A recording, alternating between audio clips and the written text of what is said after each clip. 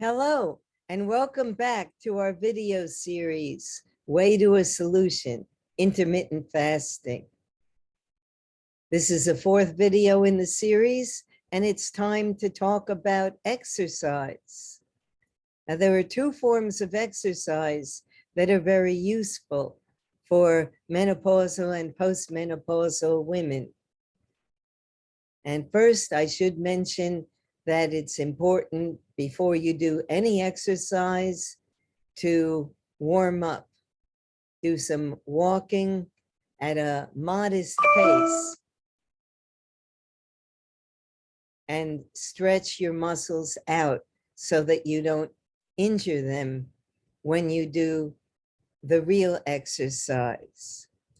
Okay, the first form of exercise that most people know about for losing weight is called cardiovascular exercise.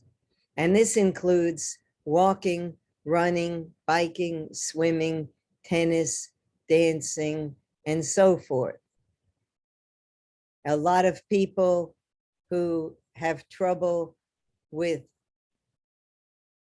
walking or running may find that swimming is easier on their joints, or they may find biking is easier on their joints if you have painful knees or other joints. So cardiovascular exercise, also called aerobic exercise.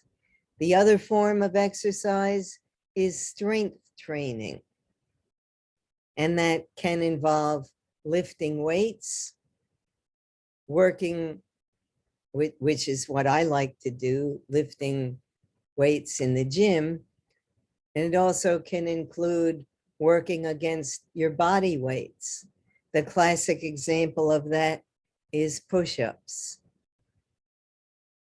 Now, a lot of people are afraid of strength training, but it's very important for us when we get to be menopausal or postmenopausal. Many women wind up having degeneration of their bones, which is called osteoporosis, or degeneration of the muscles, which is called sarcopenia. But when you strength train, the muscles pull on the bones and the bones pull on the muscles, and you work on strengthening them both together. Another form of strength training, if you don't want to lift dumbbells or barbells, is that people work with pulling elastic bands. That's another form of strength training, and it's very good, especially for travel, because you can pack an elastic band in a suitcase and it doesn't take up any space or weight. So strength training is very important in order to keep us from degenerating as we get older. It's also very important to be able to combat a tendency that as we get older, our metabolism tends to slow down. But when we strength train, we can tend to speed up our metabolism a little bit. And also when we strength train and build up a little bit of muscle mass, the muscles burn more calories even when they're at rest than they do if we didn't strength train and we didn't have an extra pound or two of muscles that we built up. Another form of strength training that's very important is working on the core, working on our belly, doing crunches. Now, a lot of people also like to work with either yoga or Pilates, and these are very popular.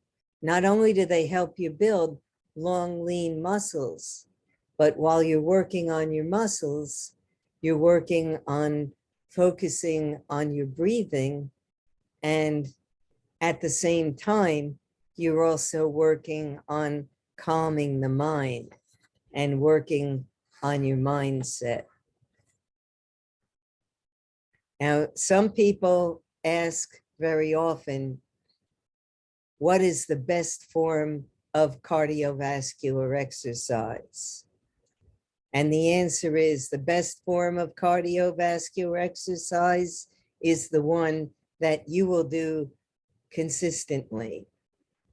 And many people in their younger years, in their 40s or in their 50s, like to get into running. They get an emotional high from running. And then perhaps they get some runner's injuries. And by the time people get to be over 60s, they may have given up on running in favor of walking. It may be better to do walking more consistently and burn a lot less calories and know that you won't be injured. I'd also like to say something in favor of swimming, that swimming is great for if you have problems with your joints, if you have a reduced range of motion because perhaps you have painful knees or perhaps you have painful shoulders.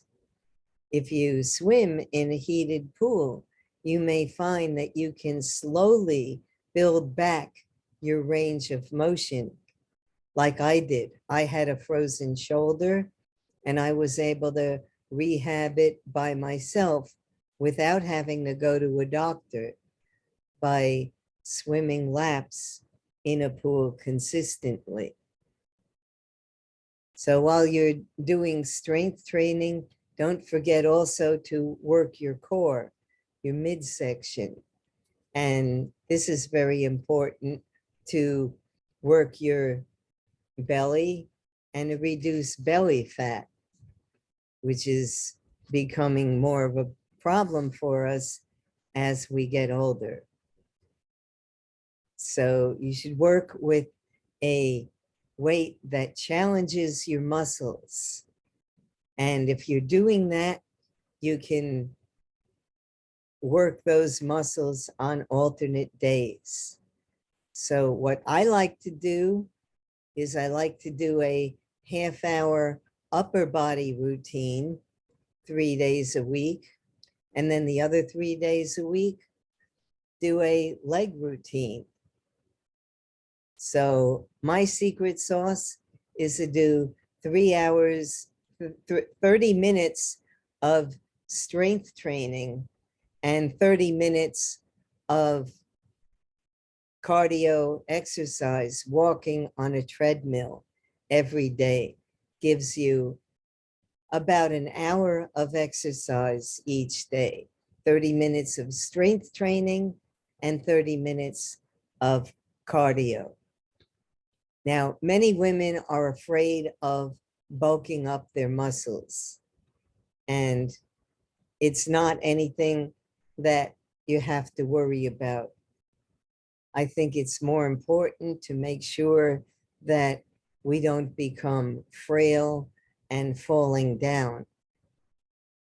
Exercise your muscles. Another thing that was suggested to me is to do 25 squats every day. If you do unweighted squats, you can do them 7 days a week.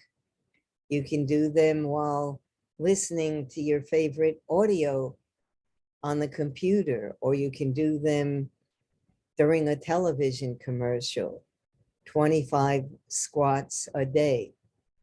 Also, you can do crunches on your midsection every day.